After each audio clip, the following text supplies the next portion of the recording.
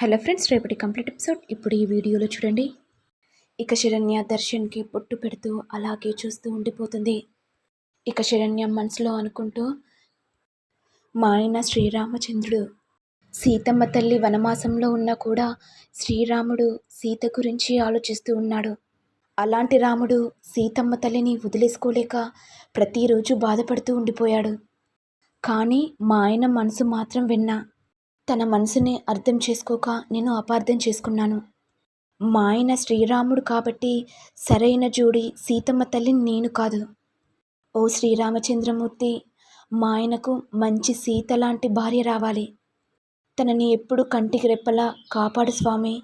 నేను చేసిన మోసానికి నాకు ఈ గతే పట్టాలి అని శరణ్య మనసులో అనుకుంటుంటే, ఇటు దర్శన్ మాత్రం, శరణ్య ఇక్కడికే వచ్చింది, ఇక వాళ్ళింటికి వెళ్ళడం ఎందుకు, డైరెక్ట్గా డివోర్స్ పేపర్ తెచ్చాను కదా, ఇక శరణ్య సంతకం పెడితే సరిపోతుంది.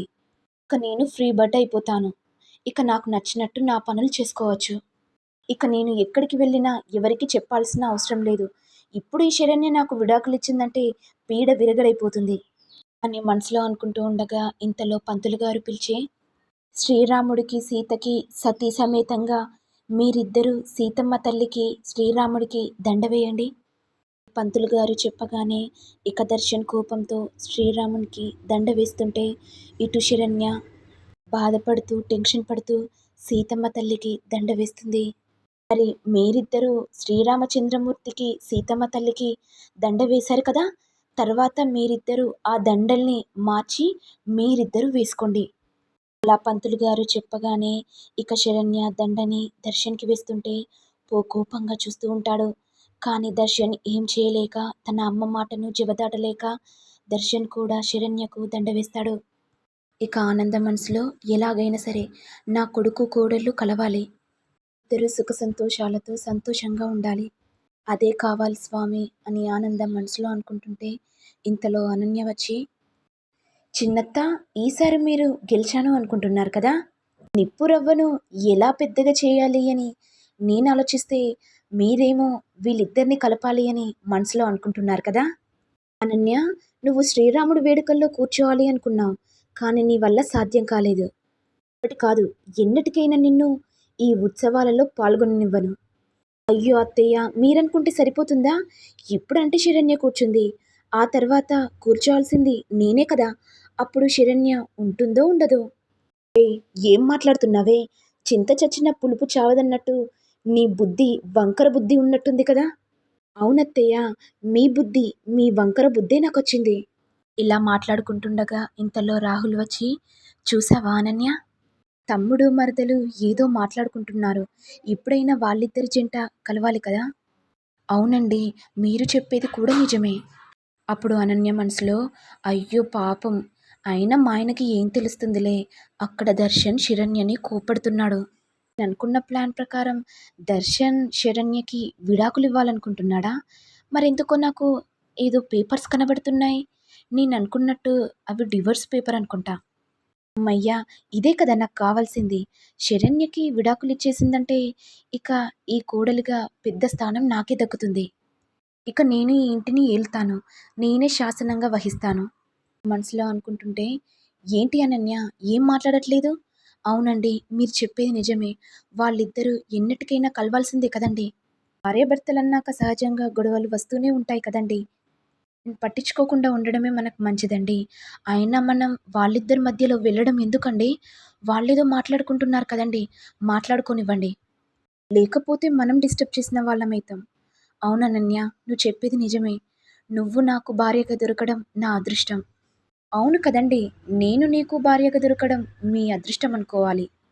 ఇటు దర్శన్ కోప్పడుతూ, నీ నీడ కూడా తాకద్దు అని అనుకుంటుంటే నువ్వు కళ్యాణం వేడుకలో నా పక్కన కూర్చోవాలి అనుకున్నావు కదా, అయినా నువ్వు నన్ను వదిలిపెట్టవా, ప్రతిరోజు నన్ను హింసిస్తూనే ఉంటావా, ఎందుకు నాతో జీవితాంతం ఆడుకోవాలనుకుంటున్నావు, అయినా నీకు నేను ఏం అన్యాయం చేశానని ఆ లెటర్లో అంత హీనంగా రాస్తావా, నేను నీతో ఉండట్లేదని, నీకు సుఖాన్నిస్తలేనని ఆ లెటర్లో అలా రాస్తావా.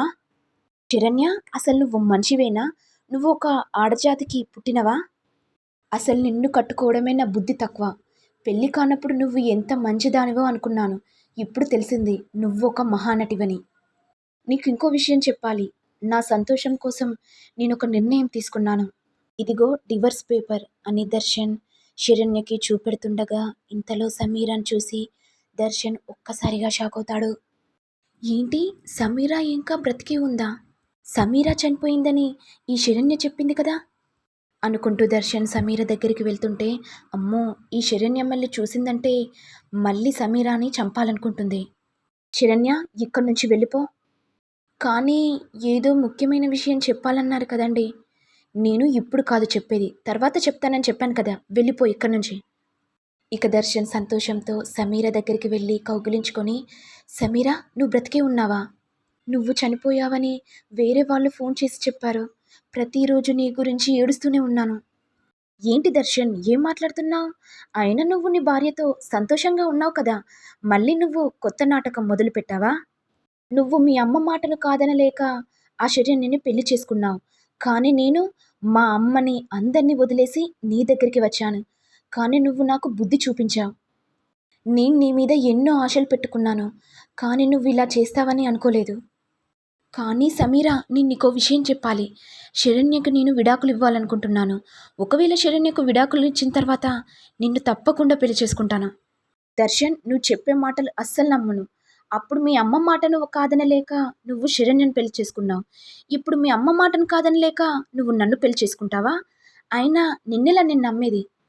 అరే, నువ్వు నా మాటను నమ్ముతా అంటున్నావు కదా, మరి నీకు తాళిబొట్టునిస్తాను. నువ్వు నా మెడలో తాళి కడతావా అని అనేసరికి దర్శన్ ఒక్కసారిగా షాక్ అవుతాడు. ఏంటి సమీరా, ఏం మాట్లాడుతున్నావు?